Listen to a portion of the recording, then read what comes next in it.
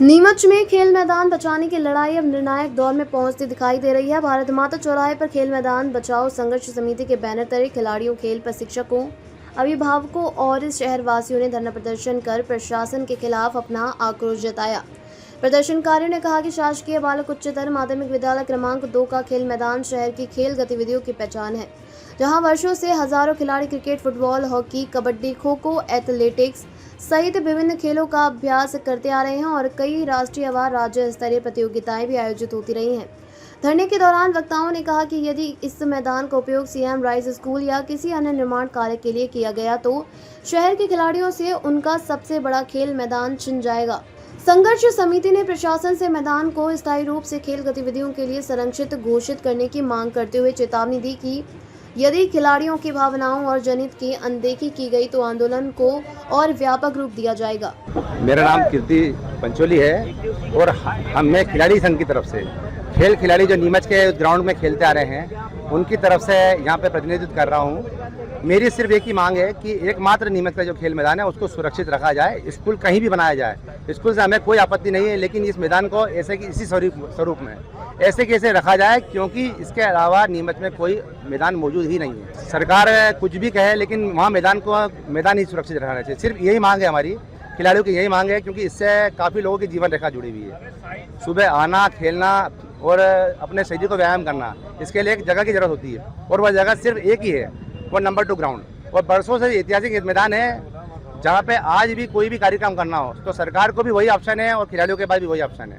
तो मेरी सरकार से और प्रशासन से एक ही निवेदन है कि इस ग्राउंड को वैसे ही बना रहना दिया जाए जैसा है, इस पर कोई निर्माण न किया जाए। सिर्फ यही मांगे कि वो स्कूल जो बनाने की वो बोल रहे हैं वो कहीं भी बनाया जाए। सीएम राइज स्कूल से हमारा कोई विरोध नहीं है, हम चाहते हैं कि स्कूल बहुत अच्छा बने और बड़ा बने, लेकिन वो शहर के दूसरे विकास में बाधा न बने। खेल का मैदान जितना जरूरी है उतना कुछ भी जरूरी नहीं है। आपने डैम बना लिए 2 नीमच की जनता को देखते हुए, पर 1.5 लाख की आबादी में क्या किसी भी सरकार ने सोचा कि एक मैदान बनाया जाए? मैदान नहीं रहेगा तो कैसे चलेगा? क्या आप इस बारे में मतलब सरकार अदूरदर्शी हो गई है? आज हम धरना देने आए हैं यहाँ पे, यहीं पे हम एक ज्ञापन दिया जाएगा, सभी लोगों के साइन कराए जा रहे हैं और सरकार से मांग की जाए कि ये जो योजना चल रही है सीएम राइज स्कूल को बनाने की, उसको कहीं और बनाएं और इस मैदान को ऐसे कैसे दिए। बस इतनी सी मांग है हमारी।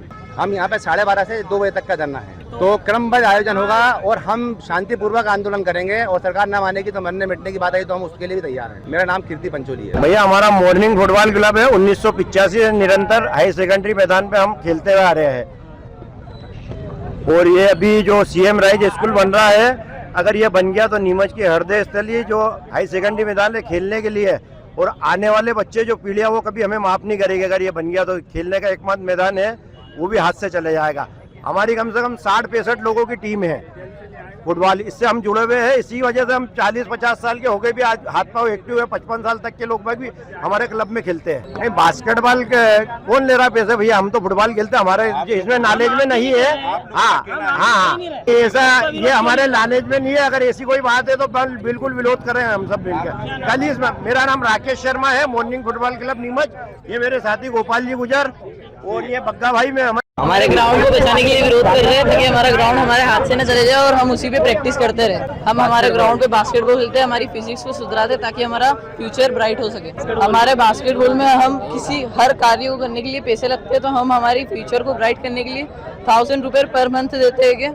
सर हमारे 1000 रुपये लेते हैं कि बाकी पता नहीं पापा कितने। जो भैया लोग हमारे गेम की तरफ से खेल के गए हैं वो गवर्नमेंट की जमीन है, वहाँ पे से जो भी भैया लोग खेल के गए वो इंडिया खेल रहे हैं। अभी हमारे ग्राउंड से 2 दीदी है, एक भैया है, वो इंडिया खेल रहे हैं। अब हमें भी इंडिया खेलना है। और मेरा नाम लक्ष्य पत्रोड़े है। सर, हमने ये जो धरना प्रदर्शन का आयोजन किया है ये हमने इस उद्देश्य से किया है कि नीमच के अंदर खेल के लिए सिर्फ 2 ही जगह हैं, दशहरा मैदान और हाई सेकेंडरी मैदान।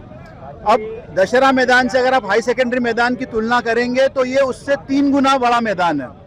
और नीमच की बसावट और यहाँ की जनसंख्या अगर आप देखेंगे तो अगर ये पॉसिबल नहीं है कि अगर ये एक ग्राउंड जो कि सबसे बड़ा ग्राउंड है नीमच का, ये अगर ऑक्यूपाई हो जाता है तो बाकी की बची हुई जो पॉपुलेशन है, जो लोग हैं, जो बच्चे हैं, वो सारे दशहरा मैदान में जो है तो खेल ले और वहाँ ट्रेनिंग कर ले, ये पॉसिबल नहीं है।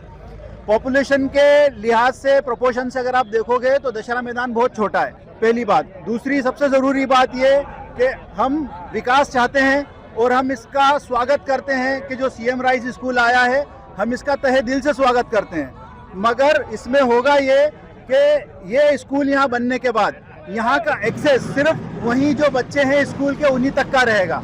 लोकल पब्लिक, लोकल जो दूसरी पॉपुलेशन है नीमच की, उनका एक्सेस वहाँ बंद हो जाएगा, क्योंकि वहाँ के जो नॉर्म्स हैं सीएम राइज स्कूल के, वो नॉर्म्स इस प्रकार से हैं कि भाई वहीं के बच्चे जो है तो जो सुविधाएं हैं उनका लाभ ले सकते हैं, बाहर वाले दूसरे बच्चे इसका लाभ नहीं ले सकते। तो ये अगर एक सीधी भाषा में कहा जाए तो ये जो प्रशासन और हमारे जनप्रतिनिधि कर रहे हैं वो ये कर रहे हैं कि एक बच्चे से साइकिल छीन के दूसरे बच्चे को दे रहे हैं, जबकि ये करना कहीं से कहीं उचित नहीं है। हम इस चीज को विकास का नाम नहीं देंगे। सही उत्तम विकास जब ही होगा जब आप नई जगह पे नया स्कूल डेवलप करो और नया प्लेग्राउंड डेवलप करो, उसको हम सही विकास कहेंगे। हम लोग इसके लिए जनप्रतिनिधियों से भी बात की थी, माननीय कलेक्टर साहब से भी मिलने मुलाकात करने गए थे, लेकिन हमको कोई सेटिस्फाइंग जवाब नहीं मिला। हमको बस यही कह के लौटा दिया जाता है कि ये तो ऊपर से है।